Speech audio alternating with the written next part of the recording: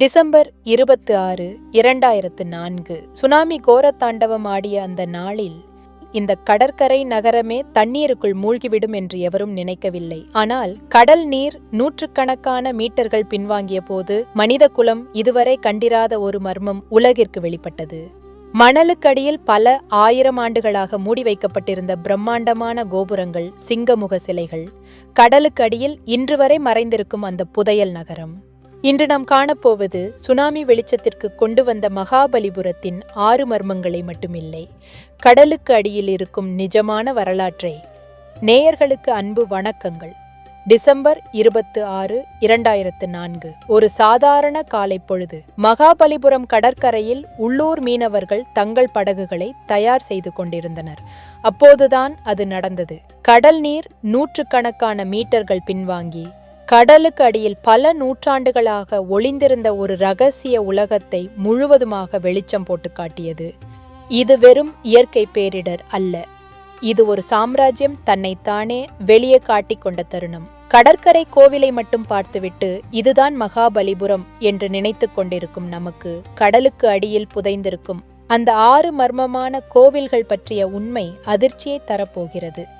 மாமல்லபுரத்தின் பிரம்மாண்ட திட்டம். பல்லவ மன்னர்கள் வெறும் கட்டிடங்களை மட்டும் கட்டவில்லை, அவர்கள் ஒரு கடலோர தலைநகரத்தையே உருவாக்கினார்கள். மர்கோ போலோ தன் பயண குறிப்பில் 7 கோவில்கள் என்று வியந்து கூறியதை இன்றும் வரலாற்றாய்வாளர்கள் தேடிக்கொண்டிருக்கிறார்கள். அதில் ஒன்றுதான் இன்று நாம் பார்க்கும் கடற்கரை கோவில். அப்படியானால் மீதமுள்ள 6 கோவில்கள் எங்கே? மன்னர்கள் ஏன் கடலோரத்தில் இவ்வளவு பெரிய நகரத்தை கட்டினார்கள்?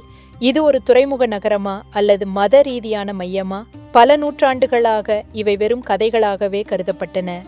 இந்த நகரம் பல்லவ மன்னர்களின் கடல் வணிகத்தின் மையம். கடலில் செல்லும் கப்பல்களுக்கு திசை காட்டியாக இருந்த இந்த கோபுரங்கள் எப்படி திடீரென மறைந்து போயின?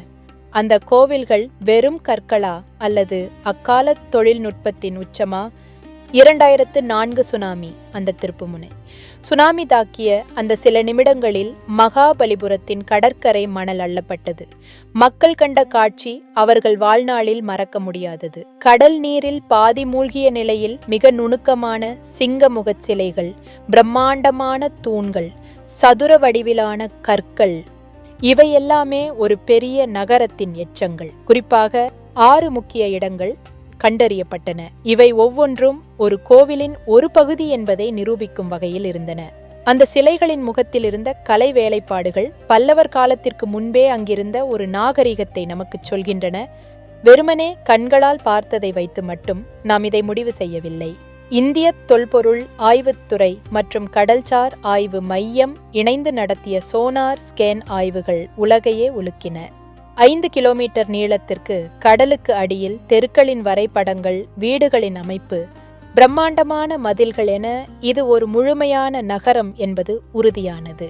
அந்த சுவர்கள் இன்றும் கடலுக்கு அடியில் மிக உறுதியாக இருப்பது அந்த நகரத்தின் கட்டுமான திறனுக்கு சான்று.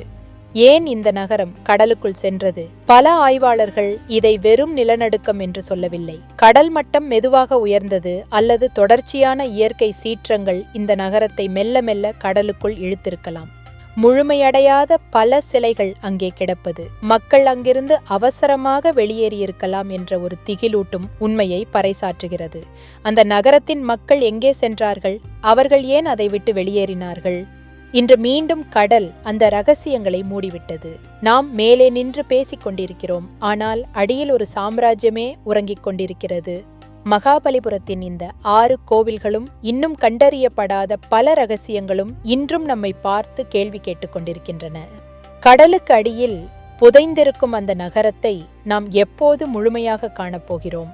உங்க கருத்து என்ன? இந்த வீடியோ பிடிச்சிருந்தா மர்மமான வரலாற்றை விரும்புபவர்களுக்கு இதை ஷேர் பண்ணுங்க. மறக்காம சேனலை சப்ஸ்கிரைப் பண்ணுங்க.